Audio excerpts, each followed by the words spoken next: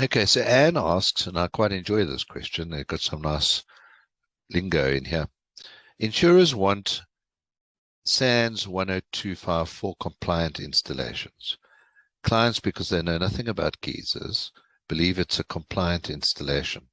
Plumbers do whatever they want, since they know the plumber hasn't the owner hasn't the foggiest idea, and then charge whatever they want, way over the limits of the insurer, and the client has to foot the further bill, plus the excess. SANS prescribe lagging, and plumber says it's extra. Insurer says they don't cover this. To me, there's a misdirect between insurer, client, and plumbers. Today's grade B geysers don't fit into cupboards anymore. Whose problem is this? Now to knock walls and whatever is required to fit into the space. As for the plumbers on the insurance panel, question mark. Tried it twice, and those were not qualified in my eyes. One actually tried to get more money out of us for an element replacement and wouldn't send me the invoice to prove what it was for. I had to get through to the broker to see a fee for something not done. Okay, so okay, so I'm going to start commenting there, and I'm going to let Glenn deal with the technical side of the question, but just from an insurance point of view. And so, yes, and I mentioned it in the event, during the event, that in the past I was very negative towards the call center plumbers. Well, the call centers, because of the quality of our plumbers. You know, going back to the initial call centers that were out there, they were outsourced, and the call centers that I was aware of at the time, and I used to always try them, it used to become the broker's problem, because the call centers were sending out the cheapest plumber who was willing to wait for their money, and thus the least resourced plumbers, in my view. That was my view at the time, and I was very negative against in terms of call centers. I think with CIB having led the way, CIA having followed suit, what has happened is they're now working with reputable plumbing call centers themselves. For example, I've seen a huge change since Waterlight took over. In fact, I insist in many cases, this building, I only want Waterlight. Don't send willy-nilly plumbers out there. Call center, Waterlight. And CIA are pretty good with their suppliers. Okay, so depends. Your broker must set it up properly. If the broker sets it up properly, the call center have probably got more advantages than disadvantages. And then by using that system, my experience is that you don't have your compliance issues. You don't have the nonsense with lagging and all of this sort of stuff.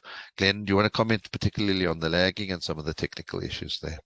Yeah, this is a real can of worms, this one. But yeah, definitely the insurance should be replacing the tank, adjusting the pipes to fit the tank.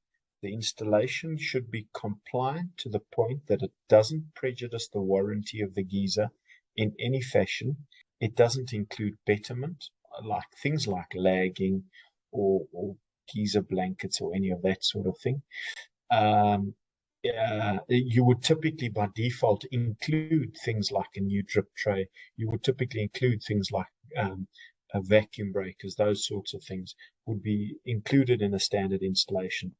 You wouldn't want to have additional costs. And as Mike says, you know, when we speak about the CIs, CRBs, the specialists that are in the sectional title space, that they really do hundreds of thousands of these a year. So they know what is there.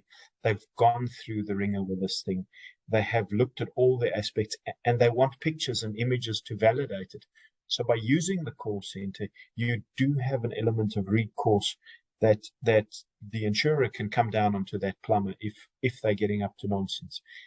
So you do have the recourse if this sort of does show up. In terms of the B and the B rating tank, the size of that tank, this becomes tricky.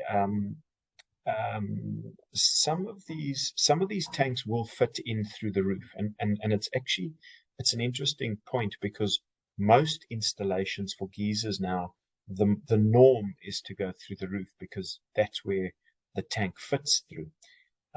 Some CIA, for example, will cover a portion to opening or enlarging the trapdoor so that you can pull the tank in through the trapdoor.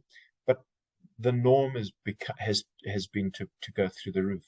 When you've got walls in the way, or you've got a geyser under a sink, or if you've got a geyser in a cupboard, and that space isn't allowing for that, then the insurers, he's really, or the insurers is in a tight position because they're not going to cover access to the geyser again, because access is bought through an addition to the policy, and that and that becomes quite tricky. So access to the geyser, if it's in a tight space and the geyser can't be accessed or can't be replaced, is for the homeowner's account. Okay. No, thank you for that. So just going back to the first part of the question, and I'm not asking for more comment, I just want to give Anne some support in her viewpoints. So whilst we're selling the concept of the call center to you here, I do understand deeply the concerns that you have or your experiences that you had in the past. I had those same experiences with many of my clients. So trust me, I'm not wanting to play down your concerns. Your concerns are very valid, but I think if you're doing it correctly, your concerns are very much evaporating. Okay.